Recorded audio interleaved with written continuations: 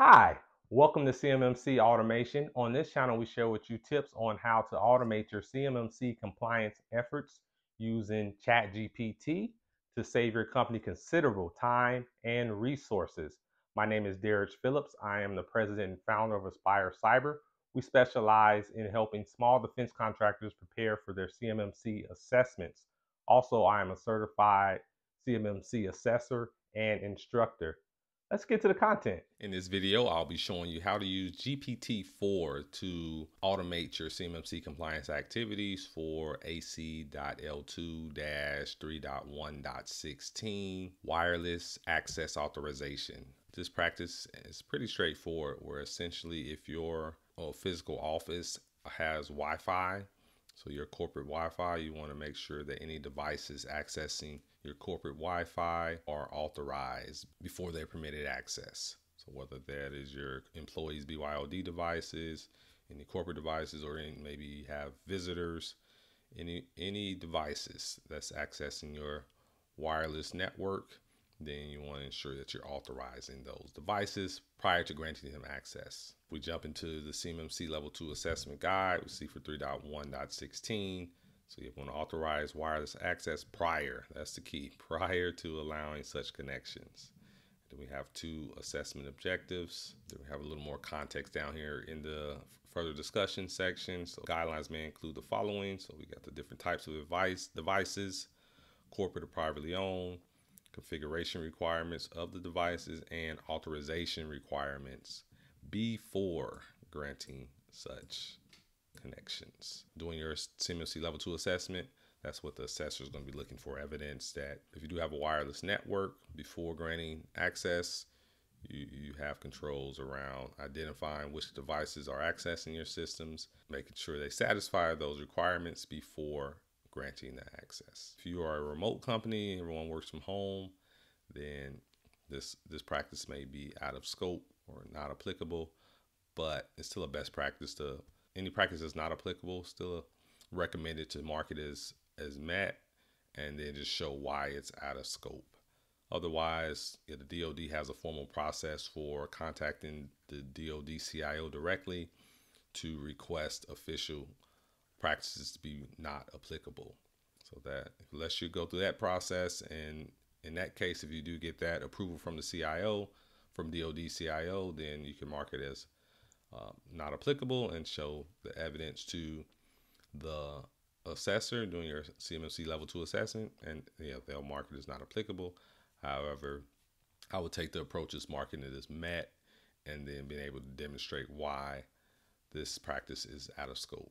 So pretty straightforward. If everyone works remotely and there is no corporate office, no headquarters that has Wi-Fi, or even if there is, you all don't offer Wi-Fi. That's not a service or capability that your office has.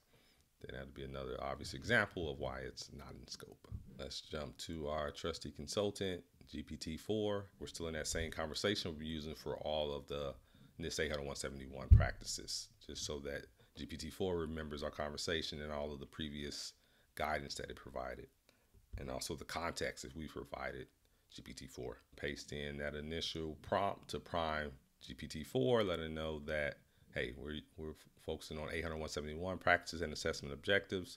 We're looking for administrative and technical solutions. Also, we're looking for example evidence that we can provide that CMMC assessor to satisfy each assessment objective and practice. GPT-4 says, sure, I'm ready. Let's go ahead. Ready for duty. So we'll start off with the practice. So for 3.1.16, want to authorize wireless access prior to such connections. GPT-4 is telling us in order to fulfill the requirements, we're going to need our policy, clearly defining what is our policy for wireless access. We're going to have an authorization process, so establish a formal process for requesting and granting authorization for wireless access. We'll need wireless network controls. So just include MAC address filtering, which that's pretty complex or kind of inefficient. There's better ways to do it. WPA3 encryption, that we are using a wireless network and it's processing, storing, or transmitting CUI, then that we know that encryption, those cryptographic modules need to be FIPS 140-2 validated. But this really is a solution we're going to be looking for. We're going to need that network access control solution. So that's going to ensure that anyone that's trying to connect to our wireless network, it has to be authenticated and authorized first. So some examples, these are some popular ones: Cisco Identity Services Engine or Aruba ClearPass. So there's some evidence. We're going to have our security policy. What's our wireless access authorization request? What's our process?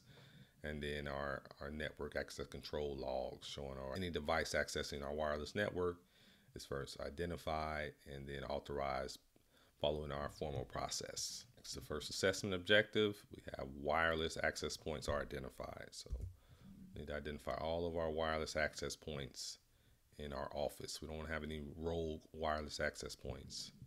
So in order to do that, we're going to need to conduct a wireless access point audit, use network mapping tools such as Nmap and Wireshark, perform those regular reviews, and then also having a wireless intrusion detection system.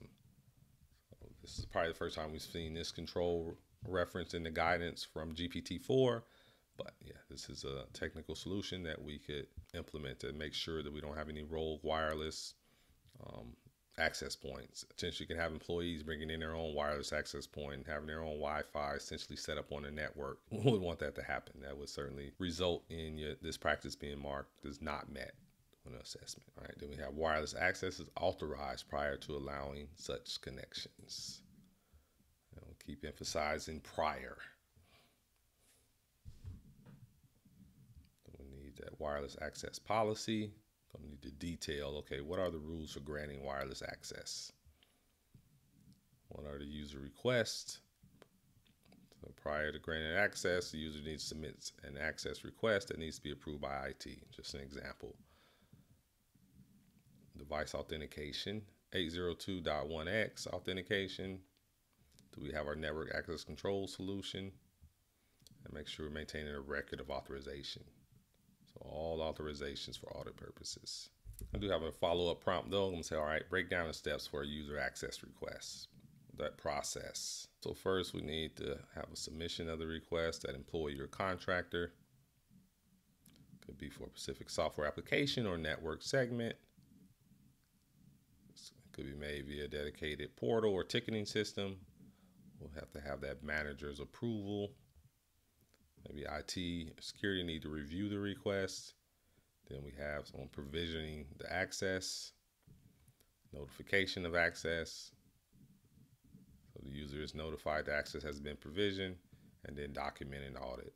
Remember, automation can help streamline and enforce this process. So you do want to, if possible, have a process to automate this, but you do have that separation of duties, you do have it documented, and you do have the proper levels of approval.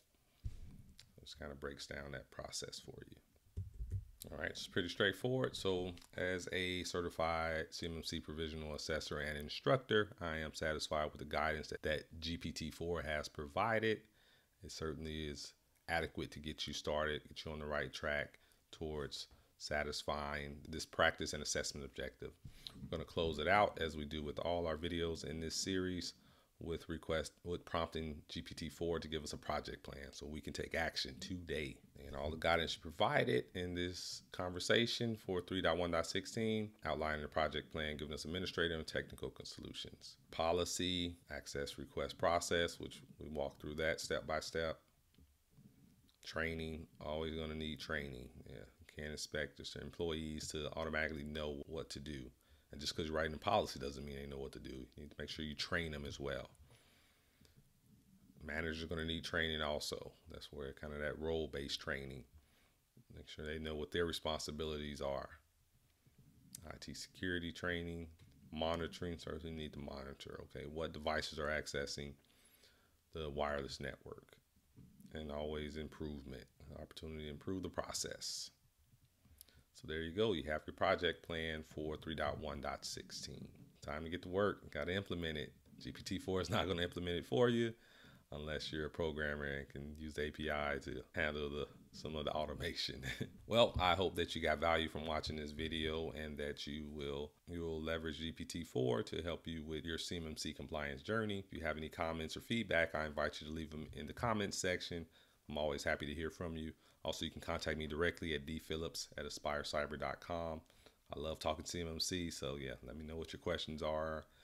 feedback, any requests you have for me to make videos. I'd be happy to accommodate. Till next time, I'll be back with 3.1.17. Thanks for watching CMMC Automation. I hope that you got a lot of value from today's video and you use ChatGPT to automate your CMMC efforts. It's going to save your company a lot of time and money.